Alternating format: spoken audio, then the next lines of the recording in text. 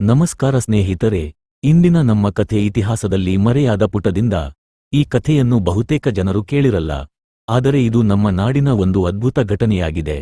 ಅನಂತಪುರದ ಗುಪ್ತ ಬಾವಿ. ಬಹಳ ವರ್ಷಗಳ ಹಿಂದೆ, ವಿಜಯನಗರ ಸಾಮ್ರಾಜ್ಯದ ಕಾಲದಲ್ಲಿ, ಅನಂತಪುರ ಎಂಬ ಊರಿನಲ್ಲಿ ಒಂದು ದೊಡ್ಡ ಕೋಟೆ ಇತ್ತು.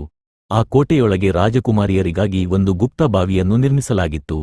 ಈ ಬಾವಿಯನ್ನು ನಿರ್ಮಿಸಿದ ಕಾರಣವೇನು ಗೊತ್ತಾ? ಶತ್ರುಗಳು ದಾಳಿ ಮಾಡಿದಾಗ ಕೋಟೆಯೊಳಗೆ ನೀರಿನ ಕೊರತೆ ಆಗಬಾರದು ಎಂಬ ಉದ್ದೇಶ. ಆದರೆ ಈ ಬಾವಿಯ ಬಗ್ಗೆ ಒಂದು ರಹಸ್ಯ ಇತ್ತು. ಅದನ್ನು ಕಟ್ಟಿದವರು ಕೇವಲ ನೀರಿಗಾಗಿ ಮಾತ್ರವಲ್ಲ, ಅಡಗಿದ ಖಜಾನೆವನ್ನು ಸಂರಕ್ಷಿಸಲು ಕೂಡ ಬಳಸಿದ್ದರು. ಒಂದು ಹಳೆಯ ದಾಖಲೆಯ ಪ್ರಕಾರ, ಬಾವಿಯ ತಳದಲ್ಲಿ ಬೆಳ್ಳಿಯ ಪೆಟ್ಟಿಗೆಗಳಲ್ಲಿ ಅಪಾರ ಹವಳ, ಬಂಗಾರದ ನಾಣ್ಯಗಳು ಹಾಗೂ ವಿಜಯನಗರದ ಚಿಹ್ನೆ ಹೊಂದಿದ ಕತ್ತಿಗಳು ಅಡಗಿಸಲ್ಪಟ್ಟಿದ್ದವು. ಆದರೆ ಆ ಬಾವಿಯ ದಾರಿ ಸಾಮಾನ್ಯರಿಗೆ ಕಾಣುತ್ತಿರಲಿಲ್ಲ.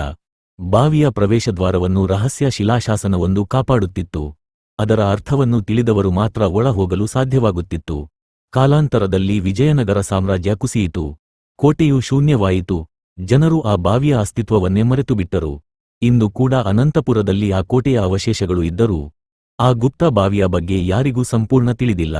ಅದು ಇನ್ನೂ ಅಡಗಿದ ರಹಸ್ಯವಾಗಿಯೇ ಉಳಿದಿದೆ. ಇಂತಹ ಅಜ್ಞಾತ ಇತಿಹಾಸವನ್ನು ಕೇಳುವುದು ಎಷ್ಟು ರೋಚಕ ಅಲ್ಲವೇ ಸ್ನೇಹಿತರೆ? ನೀವು ಈ ಕಥೆ ಇಷ್ಟಪಟ್ಟರೆ ಲೈಕ್ ಮಾಡಿ, ಶೇರ್ ಮಾಡಿ, ಹಾಗೂ ಇನ್ನಷ್ಟು ಮರೆಯಾದ ಇತಿಹಾಸ ಕಥೆಗಳಿಗಾಗಿ ನಮ್ಮ ಚಾನೆಲ್ಗೆ ಸಬ್ಸ್ಕ್ರೈಬ್ ಮಾಡಿಕೊಳ್ಳಿ. ಧನ್ಯವಾದಗಳು.